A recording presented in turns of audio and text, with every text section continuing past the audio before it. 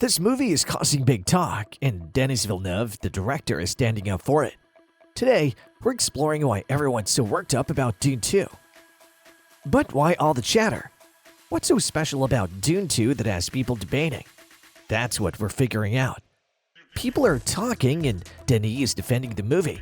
What's the secret ingredient that's making Dune 2 the talk of the town? Let's get into the details.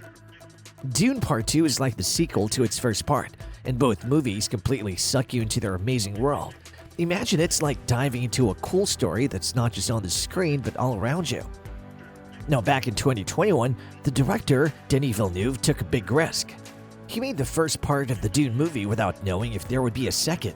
Surprisingly, even with the pandemic and the movie being available on streaming services the same day it hit theaters, Part 1 made a whopping $400 million at the box office and got nominated for 10 Oscars.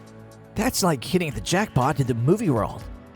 With the release of his eagerly awaited sequel, Dune 2, filmmaker Denis Villeneuve has entered an increasingly heated movie controversy. The director, whose credits include Arrival and Blade Runner 2049, is hard at work promoting his new picture, which is winning appreciation from critics. Clarice Leray of The Independent gave the movie a 5-star rating. Villeneuve has faced questions about the film's duration during a recent interview. Films have gotten longer and longer over the past 10 years, and many people often ask on social media if these longer runs are necessary. Martin Scorsese's Killers of the Flower Moon and Christopher Nolan's Oppenheimer, two recent films that have sparked intense debate, have equal runs of 3 hours and 30 minutes. We'll catch back on the controversy part later. Now coming to the story. The director of Dune Part 2, Denis Villeneuve, reveals why he added a flaw.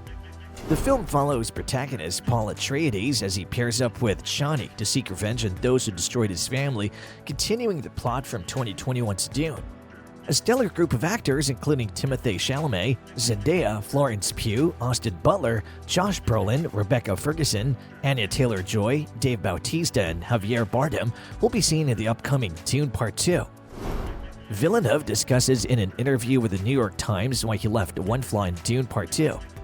The filmmaker was asked during the interview about a scene in which Pugh is wearing a headpiece that is sliding down her nose rather than being straight. Villeneuve added that despite his drive toward perfection, part of him tried to do it perfect, but in the end he realized that life is chaos and life is stronger. Despite having a minor part in the first Dune movie, Zendaya steals the show in Dune Part 2 when Chani takes center stage and the plot twists you would not expect. In the sequel, Timothée Chalamet's character Paul and his mother Lady Jessica, played by Rebecca Ferguson, try to fit in with the Freeman while Paul seeks revenge on the Harkonnens and develops a connection with Chani. The first Dune film stunned fans with its beauty and visuals before soon showing that its biggest debate was very stupid.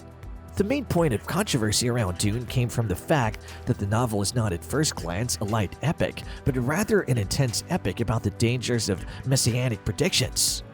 House Atreides, House Harkonnen, and the Freemen are the three main groups that the movie centers on.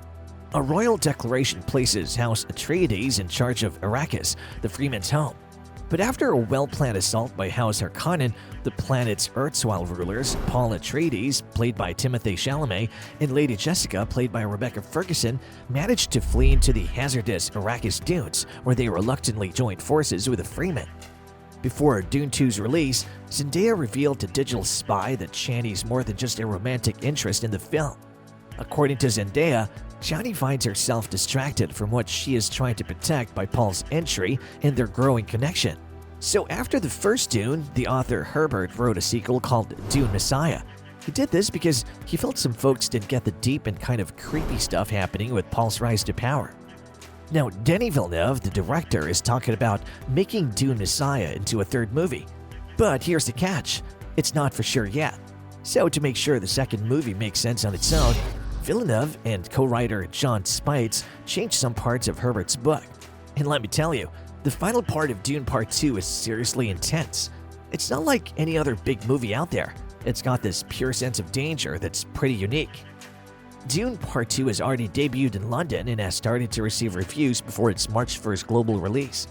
Critics have described Dune Part 2 as almost perfect, regardless of a few minor visual errors such as Pugh's headpiece.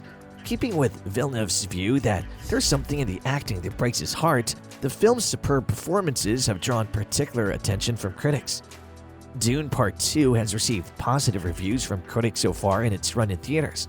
Dune Part 2 has a 97% rating in Rotten Tomatoes as of now. This exceeds the 83% score from the first Dune movie. As long as the movie is still in theaters, reviews will still come in. IMAX reviewers got a bonus, a 10-minute clip of Dune Part 2, not just trailers. They love the stunning visuals. With positive reviews, Dune Part 2 is gearing up to be the first big hit of 2024. Get ready for blockbuster vibes. Villeneuve, whose film Dune 2 lasts 2 hours and 46 minutes, is among many who find this argument very ridiculous. In a recent interview, Villeneuve replied, quote, "It was almost the opposite when asked about the running time." He claimed Warner Brothers Pictures, the movie's distributor, had not asked him to shorten the film. Still, Villeneuve tells The Times that he trusts the audience in response to criticisms that new blockbusters are too long. Young people today want movies to be longer, according to Villeneuve, even though many people get bored by longer running times. "There's a trend," he said. "The youth love to watch long movies because if they pay, they want to see something substantial. They want meaningful content." The top 10 highest-grossing films in the US and Canada had an average runtime of 2 hours and 23 minutes in 2023, which was about 30 minutes longer than the average in 2020.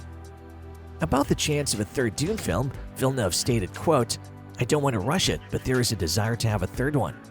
He stated that he will take his time making Dune Messiah, the next sequel, because he believes that the danger in Hollywood is that people get excited and only think about release dates, not quality.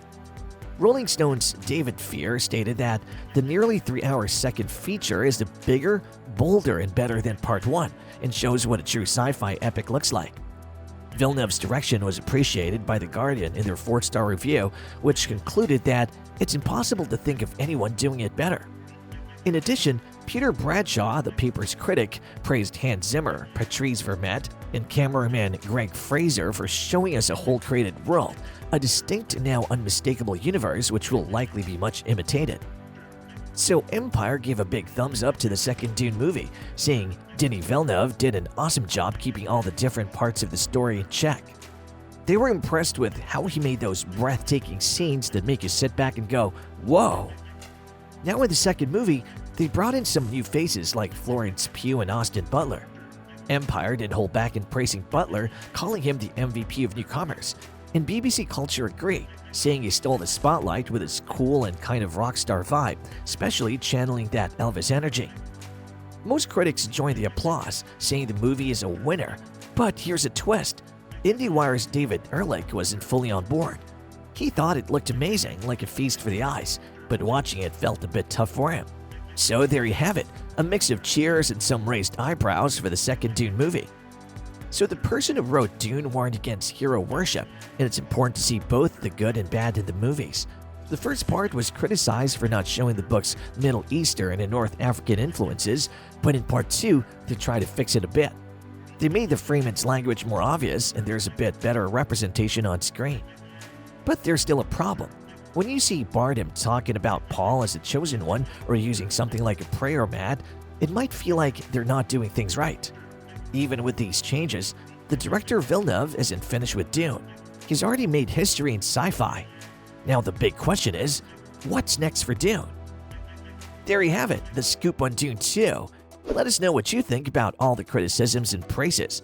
Subscribe for more cinematic mysteries. Let's keep the discussion alive. Until next time, happy watching!